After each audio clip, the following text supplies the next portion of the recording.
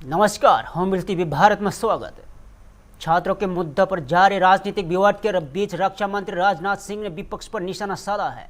उन्होंने कहा है कि युवाओं का राजनीतिक हितों के लिए इस्तेमाल करना दुर्भाग्यपूर्ण है। दिल्ली के रक्षा मंत्री राजनाथ सिंह ने कहा है कि लोग अपने राजनीतिक लाभ के लिए देश के युवाओं को एक राजनीतिक औजार के रूप में इस्तेमाल कर रहे हैं, जो बेहद दुर्भाग्यपूर्ण है। उन्होंने कहा है कि प्रधानमंत्री नरेंद्र मोदी के नेतृत्व में केंद्र सरकार छात्रों और युवाओं की आकांक्षाओं को पूरा करने के लिए पूरी तरह प्रतिबद्ध है। और राजनाथ सिंह ने कहा है कि सरकार युवाओं के भविष्य को सर्वोच्च प्राथमिकता देती है और उनके हितों की रक्षा के लिए लगातार काम कर रही है। जारी विरोध प्रदर्शन यह गंभीर चिंता का विषय है और यह अत्यंत दुर्भाग्यपूर्ण है कि हमारे देश के छात्रों और नौजवानों को कुछ लोग अपने राजनीतिक स्वार्थों की पूर्ति के लिए एक राजनीतिक औजार के रूप में इस्तेमाल करने का प्रयास कर रहे हैं। प्रधानमंत्री मोदी जी के नेतृत्व में हमारी सरकार विद्यार्थियों और नौजवानों की आकांक्षाओं को पूरा करने और उनके कल्याण के प्रति पूरी तरह से प्रतिबद्ध है और हमारे छात्रों की हर चिंता को सुनना और उसका समाधान करना ये हम सब की जिम्मेदारी है। मुझे पूर्ण विश्वास है कि भारत के जागरूक, परिपक्व और हमारे विवेकशील नौजवान ऐसे भ्रामक प्रयासों को भली भांति समझते हैं और वे प्रगति, विकास तथा राष्ट्र निर्माण के ही वो मार्ग को चुनेंगे। मैं पूरी तरह से आश्वस्त हूं। हम इस बात के लिए भी पूरी तरह से प्रतिबद्ध हैं कि किसी भी व्यक्ति, विशेषकर हमारे छात्रों और नौजवानों के साथ किसी भी प्रकार का अन्याय न हो और विपक्ष के कुछ नेताओं द्वारा मैन्युफैक्चर्ड एक सेंस ऑफ एंगर, आक्रोश लोगों के अंदर केवल जनता, विशेषकर बच्चों के नौजवानों को भ्रमित करने और गुमराह करने का मैं मानता हूं कि यह असफल प्रयास है। युवाओं की भावनाओं और उनकी चिंताओं के प्रति हम पूरी तरह से संवेदनशील हैं और यह संसद का सत्र इस समय चल रहा है। सरकार ने हर मुद्दे पर सार्थक बहस करने की भी बात की है और कई बार अपनी बात को दोहराया भी है, मगर विपक्ष संसद में नहीं बल्कि सड़क पर मुद्दों का समाधान करने का मैं मानता हूं अनुचित प्रयास कर रहा है। और लोकतंत्र के मुद्दों पर चर्चा करने की जगह संसद भवन है, जहां विपक्ष अपनी बात कहने के लिए पूरी तरह से स्वतंत्र है। इसलिए यदि विपक्ष गंभीर है तो मौजूदा मानसून सत्र को सुचारू रूप से चलाने में व्यवधान न उत्पन्न करे और संसद में जिन भी मुद्दों पर वह चर्चा करना चाहता है वो मुद्दों पर चर्चा करे और सदन का और सरकार का ध्यान आकर्षित करे। राजस्थान की राजधानी जयपुर में मेट्रो बिस्तर परियोजनाओं को नई रफ्तार मिली है। मुख्यमंत्री भजन लाल शर्मा ने जयपुर मेट्रो फेज 2 के भूमि पूजन के दौरान इसे शहर के विकास की दिशा में बड़ा कदम बताया। और जयपुर में मुख्यमंत्री भजन लाल शर्मा ने जयपुर मेट्रो फेज 2 के शुभारंभ कहा कि यह राजस्थान और जयपुर के लिए एक महत्वपूर्ण उपलब्धि है। और उन्होंने बताया कि 4 जुलाई को प्रधानमंत्री नरेंद्र मोदी को जयपुर मेट्रो फेज 2 की आधारशिला रखी थी, जिसके बाद आज भूमि पूजन का कार्यक्रम आयोजित किया गया। और मुख्यमंत्री ने कहा है कि पहले संचालित मेट्रो में कॉरिडोर की लंबाई केवल 11 किलोमीटर थी, अब उसका रूट समिति यात्री क्षमता के दौरान रखकर बनाया गया है और अब फेज 2 के तहत 42 किलोमीटर लंबे नए मेट्रो नेटवर्क और विस्तार किया जा रहा है और जिससे जयपुर सार्वजनिक परिवहन व्यवस्था और शहरी कनेक्टिविटी को बड़ा लाभ मिलेगा।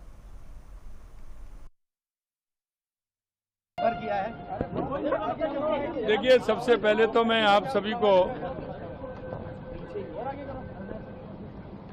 आज जयपुर मेट्रो का दूसरे फेज की भूमि पूजन का कार्यक्रम हुआ है। आप सभी जानते हैं कि 4 जुलाई को देश के यशस्वी प्रधानमंत्री नरेंद्र मोदी जी ने जयपुर मेट्रो का फेज 2 का शिलान्यास किया था। ये राजस्थान के लिए और जयपुर के लिए बहुत बड़ी उपलब्धि है।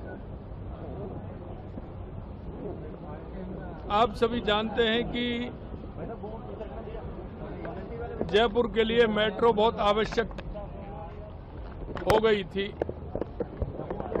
और जिस मेट्रो से हमने सफर किया है ये मात्र 11 किलोमीटर की है।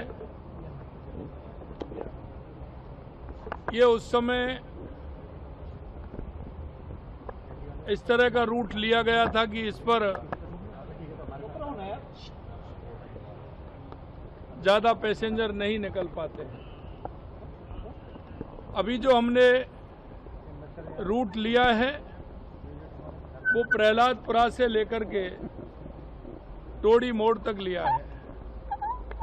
यह लगभग 42 किलोमीटर का रूट है और माननीय प्रधानमंत्री जी के नेतृत्व में इसका शिलान्यास 4 जुलाई को रिफाइनरी के साथ हुआ है। आज उसका भूमि पूजन का कार्यक्रम, आज से ये कार्यक्रम प्रारंभ हो गया है। आप देख लीजिए कि शिलान्यास से आज भूमि पूजन में मात्र 18 दिन में काम प्रारंभ हो गया है। और ये बात सच है कि मोदी जी जिसका शिलान्यास करते हैं उद्घाटन भी उसका वही करते हैं। मैं जयपुर वासियों और राजस्थान वासियों को इस बात के लिए शुभकामनाएं देता हूं कि इसका काम बहुत ही तेज गति से होने वाला है और माननीय मोदी जी के ही नेतृत्व में इसका उद्घाटन भी होगा और ये जयपुर की लाइफ लाइन बनेगी। आने वाले समय में फेज 3 भी आएगा, फेज 4 भी आएगा। हमारा जयपुर कनेक्टिविटी के हिसाब से अच्छा रहे, यहाँ के लोगों को, यहाँ के जन को उसका फायदा मिले। आज मैं आप सब लोगों से यही कहना चाहता हूँ कि आज भूमि पूजन का कार्यक्रम हुआ है। निश्चित रूप से जो जयपुर की जनता को, राजस्थान की जनता को हमारी सरकार से उम्मीद थी, ये डबल इंजन की सरकार ने, आप देख रहे हैं कि इस मेट्रो का कार्य प्रारंभ किया है। दिल्ली में बीजेपी सांसद तरुण चुग ने कहा है कि छात्र मुद्दे पर विभिन्न राजनीतिक दलों के बीच राजनीतिक लाभ लेने की होड़ लगी हुई है। उन्होंने दावा किया है कि पेपर लीक मामले में किसी भी आरोपी को बख्शा नहीं गया है और सभी खिलाफ सख्त कार्रवाई की जा रही है। तरुण चुग ने आम आदमी पार्टी के राष्ट्रीय संयोजक अरविंद केजरीवाल से सवाल करते हुए कहा है कि पंजाब में परीक्षा पेपर लीक और कथित घोटाले के मामलों पर उन्होंने चुप्पी क्यों साध रखी है और उन्होंने आरोप लगाया कि विपक्ष छात्रों के मुद्दों पर दोहरा रवैया अपना रहा है। और हालांकि इन आरोपों पर आम आदमी पार्टी की ओर से तत्काल कोई आधिकारिक प्रतिक्रिया सामने नहीं आई है।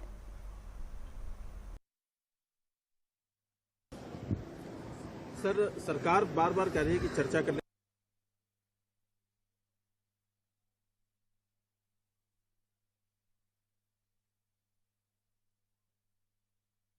के लिए तैयार है। आज किरण रिजिजू जी ने लोकसभा में उठकर कहा, विपक्ष भी यही मांग कर रहा है, लेकिन सदन की कार्रवाई बाधित है। बेवजह, बिना तर्क, बिना आधार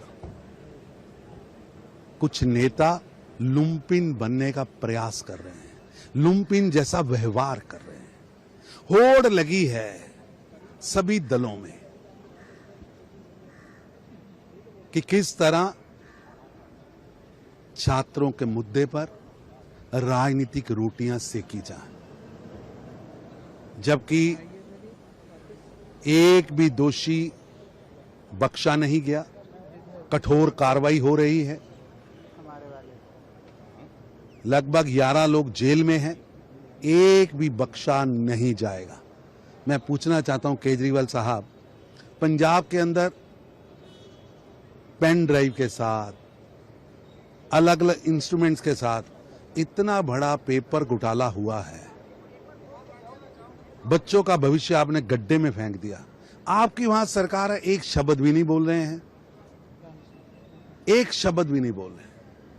देश जानना चाहता है ये दोहरा स्टैंड क्यों है, क्यों छात्रों के जीवन को आप उस पर रोटियां सेकने का काम कर रहे हैं। ये दुर्भाग्यपूर्ण स्थिति है। लुम्पिन नहीं, जेंटलमैन बनने का प्रयास करिए। सर वो लुम्पिन कौन लेता है जो आपको दिख रहा है कि आज मर्यादाओं का हनन कर रहे हैं, ये दुर्भाग्यपूर्ण स्थिति। नीट पेपर लीक मामले पर संसद में चर्चा को लेकर सरकार ने अपना रुख स्पष्ट कर दिया है। केंद्रीय संसदीय कार्य राज्य मंत्री किरेन रिजिजू ने कहा है कि सरकार इस मुद्दे पर विस्तृत चर्चा के लिए पूरी तरह तैयार है। और दिल्ली में केंद्रीय संसदीय कार्य राज्य में किरेन रिजिजू ने कहा है कि सरकार में संसद ने स्पष्ट रूप में कहा है कि वह नीट पेपर लीक और उससे जुड़े सभी मुद्दों पर चर्चा के लिए तैयार है। और उन्होंने कहा है कि देश और युवाओं से जुड़े हर महत्वपूर्ण विषय पर सरकार सदन में सार्थक चर्चा चाहती है और इसके लिए संसदीय व्यवस्था पहले से मौजूद है। और किरेन रिजिजू ने कहा है कि नीट पेपर लीक के बाद हुई सभी घटनाओं का पूरा विवरण भी सरकार सदन में रखेगी। और उन्होंने दोहराया कि सरकार में औपचारिक रूप में चर्चा के लिए अपनी सहमति दे दी है और विपक्ष को भी संसदीय प्रक्रिया के तहत चर्चा में भाग लेना चाहिए।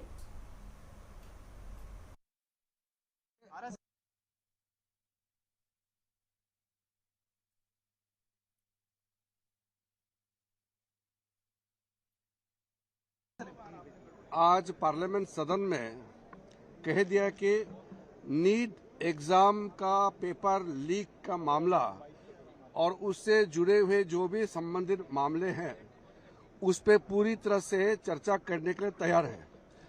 हमने पहले दिन से कहा कि सरकार कोई भी मुद्दे देश हित में और युवाओं के हित में जो भी आता है चर्चा के लिए हमेशा तैयार है, लेकिन उसके लिए किस नियम के तहत चर्चा करना है वो तो तय करना पड़ेगा। पार्लियामेंट के अंदर में चर्चा करने के लिए एक सिस्टम बनाया हुआ है। अब सीधा सड़क पे उतर जाते हो और हंगामा करते हो, ये ठीक नहीं है। चर्चा सार्थक होना चाहिए, नियम के तहत पॉजिटिव डिस्कशन होना चाहिए। और सरकार चाहते हैं कि नीट एग्जाम पेपर पे पूरा चर्चा हो करके और उसमें क्या क्या कदम सरकार ने उठाया है ये भी देश का सामने में जाना चाहिए। और नीट के पेपर लीकेज के बाद जो घटनाएं हुए हैं उसका भी ब्यौरा सरकार सदन में देंगे, देश को बताएंगे और क्या क्या कार्रवाई किया है ये भी देशवासियों को जानने का पूरा अधिकार है। अगर हम चर्चा नहीं करेंगे तो देशवासियों को जानकारी कैसे मिलेगा। लेकिन हमारे बात सिर्फ इतना ही है कि किसी नियम के तहत चर्चा करने के लिए स्पीकर साहब के साथ बैठ करके सब पार्टी ये तय। जम्मू कश्मीर की राजनीति में एक बार फिर राज्य का दर्जा और विशेष अधिकारों का मुद्दा चर्चा में है। और पीडीपी प्रमुख महबूबा मुफ्ती ने मुख्यमंत्री उमर अब्दुल्ला की कार्यशैली पर सवाल उठाते हुए सर्वदलीय बैठक बुलाने की वक्तव्य की। और श्रीनगर की पीडीपी प्रमुख महबूबा मुफ्ती ने कहा है कि मुख्यमंत्री उमर अब्दुल्ला के पास सरकार चलाने के लिए पर्याप्त जनसमर्थन और राजनीतिक ताकत है और उसमें से उनका पूरा ध्यान केवल राज्य का दर्जा और हासिल करने तक सीमित नहीं होना चाहिए। और महबूबा मुफ्ती ने कहा है कि उन्होंने पहले भी सर्वदलीय बैठक बुलाने का सुझाव दिया था ताकि जम्मू कश्मीर के मुद्दों पर सभी दल मिलकर सजा राजनीति बना सके। उन्होंने कहा है कि अनुच्छेद 370 कश्मीर मुद्दे पर समाधान, स्थानीय नौकरियां और भूमि अधिकारों की सुरक्षा जैसे विषय पर महत्वपूर्ण है। और महबूबा मुफ्ती ने यह भी कहा है कि भविष्य में केंद्र सरकार को स्थानीय अधिकारों की सुरक्षा के लिए अनुच्छेद 371 के तहत मिलने वाले प्रावधानों जैसी व्यवस्थाओं पर विचार करना पड़ सकता है। यह महबूबा मुफ्ती का राजनीतिक बयान है और इस पर नेशनल कॉन्फ्रेंस या केंद्र सरकार की ओर से तत्काल कोई आधिकारिक प्रक्रिया सामने नहीं आई है। मुझे मालूम नहीं है, उमर साहब जो हैं इस वक्त यहाँ के वजीर आला हैं, उनके पास 50 एमएलए हैं, राज्यसभा में मेंबर पार्लियामेंट है, लोकसभा में है, हुकूमत साजी में है, तो उनका फोकस पीडीपी क्यों रहता है। तो हमारा एक एजेंडा है, हम उस एजेंडे के मुफ्ती साहब का एक विजन रहा उसके इर्द गिर्द हम बात करते हैं। तो मुझे अफसोस होता है जिस पार्टी के पास 50 सीटें हों, जिस पार्टी के बानी मरहूम शेख साहब रहे हों, शेख अब्दुल्ला साहब रहे हों, आज वो पार्टी पूरे जो नीट यूजी पेपर लीक मामले को लेकर संसद में लेकर सड़क तक सियासत जारी है। एक और सरकार संसद में विस्तृत चर्चा की बात कर रही है तो दूसरी ओर प्रदर्शनकारी सरकार की बातचीत के प्रस्ताव पर सवाल उठा रहे हैं। और नीट यूजी पेपर लीक विवाद के बीच केंद्रीय संसदीय कार्य मंत्री किरेन रिजिजू ने कहा है कि सरकार इस मुद्दे पर संसद जल्द से जल्द सार्थक और विस्तृत चर्चा चाहती है। उन्होंने सभी विपक्षी दलों से अपील की है कि वे चर्चा एजेंडा तय करने और सहयोग करें ताकि संसद का समय व्यर्थ न हो और युवाओं से जुड़े इस महत्वपूर्ण मुद्दे पर ठोस बहस हो सके।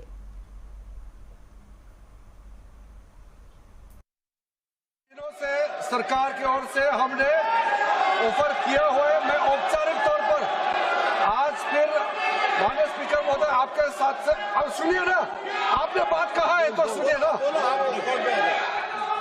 सरकार नीट पेपर लीक का चर्चा के लिए पूरी तरह से तैयार है और हमने पहले दिन से कहा है जब चर्चा होती है तो किसी नियम के तहत होना पड़ता है और इसका व्यवस्था बनाना पड़ता है। मैं अनुरोध करता हूं कि चर्चा कब होना है, चर्चा का ड्यूरेशन कितना लंबा चर्चा होना है और किस नियम के तहत होना है। माननीय स्पीकर महोदय सारे पार्टी के फ्लोर लीडर से बातचीत करके इसका निर्णय किया जाए।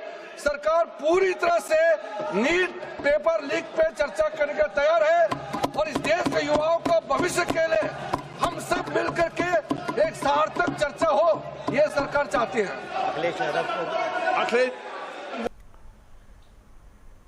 वही प्रदर्शनकारी संगठन सीजेपी के कार्यकर्ता और आंदोलनकारी के नेता सौरभ दास ने सरकार की बातचीत के प्रस्ताव को ठुकरा दिया है। उन्होंने कहा है कि बातचीत किसी निजी आवास पर नहीं बल्कि जनता की अदालत यानी जंतर मंतर पर होनी चाहिए। उनका कहना था कि यदि सरकार वहां आने का साहस है तो किसी तटस्थ स्थान पर बातचीत की जा सकती है। सौरभ दास ने यह भी दावा किया है कि पहले उन्हें बीजेपी अध्यक्ष जेपी नड्डा के आवास बुलाया गया था जहां उन्हें करीब 5 घंटे तक रोके रखा गया। हालांकि इस दावे पर सरकार की ओर से तत्काल और आधिकारिक प्रक्रिया सामने नहीं आई है। देखिए, आज सुबह फिर से पुलिस वाले हम लोगों के पास रीच आउट किया। उन लोगों ने बोला कि जेपी नड्डा जी हम लोगों से बात करना चाह रहे हैं, तो उनके घर बुलाया। हमने सरासर मना कर दिया कि हम लोग किसी के घर नहीं जा रहे, हम लोग किसी के ऑफिस नहीं जाएंगे। जनता का दरबार यहाँ लगा हुआ है, जनता के बीच आना चाहिए मिनिस्टर्स को। अगर उनको बात करनी है तो बातचीत जंतर मंतर पे होगी। लेकिन हम भी पढ़े लिखे लोग हैं तो हम लोगों ने सोचा कि अगर उनको डर है कि यहाँ पे कोई सिक्योरिटी सिचुएशन हो जाए तो इससे कोई न्यूट्रल प्लेस जंतर मंतर के आसपास में हम लोग मिल सकते हैं। अभी उनसे सुनना बाकी है। दूसरी बात कि ये ज़रूरी है कि सरकार का मंशा हो हमारे डिमांड्स को एक्सेप्ट करने की, तभी बुलाए। हम लोग बेफिजूल वाली बातें करने के लिए हम लोग के पास वक्त नहीं है, बहुत कीमती समय है। हजारों की संख्या में लोग अभी भी यहाँ पे डटे हुए हैं, पूरा प्रोटेस्ट चल रहा है, तो उसको भी संभालना है। अभी क्या बात नीट पेपर लीक और छात्रों के प्रदर्शन को लेकर विपक्ष और सरकार पर हमला जारी है। हरियाणा विधानसभा में नेता प्रतिपक्ष भूपेंद्र सिंह हुड्डा ने छात्रों पर हुई कार्रवाई की आलोचना करते हुए शिक्षा मंत्री इस्तीफा की मांग की है। और दिल्ली में कांग्रेस नेता और हरियाणा विधानसभा नेता प्रतिपक्ष भूपेंद्र सिंह हुड्डा ने कहा है कि छात्रों के साथ कथित तौर पर बेरहमी और लाठीचार्ज किया गया, लेकिन अब तक किसी ने इसकी जिम्मेदारी नहीं ली। और उन्होंने कहा है कि पेपर लीक का मामला बेहद गंभीर है और इसकी जवाबदेही तय होनी चाहिए। हुड्डा ने राहुल गांधी और हिरासत में ले जाने के लिए उल्लेख करते हुए कहा है कि इस पूरे मामले में नैतिक जिम्मेदारी लेते हुए केंद्रीय शिक्षा मंत्री को इस्तीफा देना चाहिए। हालांकि केंद्र सरकार का कहना है कि पेपर लीक मामले में दोषियों के खिलाफ सख्त कार्रवाई की जा रही है और इस मुद्दे पर संसद में चर्चा के लिए भी सरकार तैयार है। प्रदर्शन हुआ, पीएम आवास के बाहर लोग बैठे, आप कैसे देखते हैं? क्योंकि आपके तमाम नेताओं को गिरफ्तार तक किया गया, उनको ले जाया गया। लगातार धर्मेंद्र प्रधान के इस्तीफे की मांग की जा रही है, छात्र भी सड़कों पर उतरे हुए हैं। देखो, जिस प्रकार से जिस प्रवृत्ता से संवेदनहीनता से परसों छात्रों पर लाठियां बरसाई गई, लाठीचार्ज किया गया, अब तक जिम्मेवारी किसी ने नहीं ली। लाठीचार्ज होता है किसके आदेश से हुई, क्यों हुई, क्या किया था उन्होंने जो उन पर लाठीचार्ज की जाए? प्रदर्शन करने का प्रजातंत्र में सबको अधिकार है, तो अपने अधिकार का योग कर रहे थे। और वो जेन्युइन बात है कि जो पेपर लीक का मामला है ये कोई एक साधारण मामला नहीं रह गया। हर स्टेट में, किसी स्टेट में देखो, किसी स्टेट में 5 पेपर लीक हो लिए, किसी में 10 हो लिए, किसी में हरियाणा में सबसे पहले पेपर लीक हुआ था। विधानसभा में थे हम, उस टाइम भी मैं लीडर ऑफ अपोजिशन था, हमने उठाया, ये कहा गया कि SIT बिठाएंगे, उसकी जवाब आएगा। आज तक तो कोई जवाब आया नहीं। नीट पेपर लीक और छात्र के प्रदर्शन को लेकर कांग्रेस केंद्र सरकार पर हमला जारी है। जयपुर में कांग्रेस नेता सचिन पायलट ने छात्रों पर कथित लाठीचार्ज की निंदा करते हुए शिक्षा मंत्री इस्तीफा की मांग की। जयपुर में कांग्रेस नेता सचिन पायलट ने आरोप लगाया कि छात्रों पर कथित तौर पर लाठीचार्ज किया गया और सरकार इस पूरे मामले में असंवेदनशील रवैया अपना रही है। और उन्होंने कहा है कि प्रधानमंत्री आवास के बाहर सांसदों द्वारा धरना देना कोई बड़ा अपराध नहीं है। सचिन पायलट ने केंद्रीय शिक्षा मंत्री धर्मेंद्र प्रधान की इस्तीफे की मांग करते हुए दावा किया है कि पिछले 10 वर्षों में करीब 150 पेपर लीक की घटनाएं हुई है और उन्होंने कहा है कि कांग्रेस छात्रों और युवाओं के साथ खड़ी है और इनके हितों के लिए लड़ाई जारी रखेगी। वही केंद्र सरकार का कहना है कि पेपर लीक मामले में दोषियों के खिलाफ सख्त कार्रवाई की जा रही है और इस मुद्दे पर संसद में चर्चा के लिए सरकार तैयार है।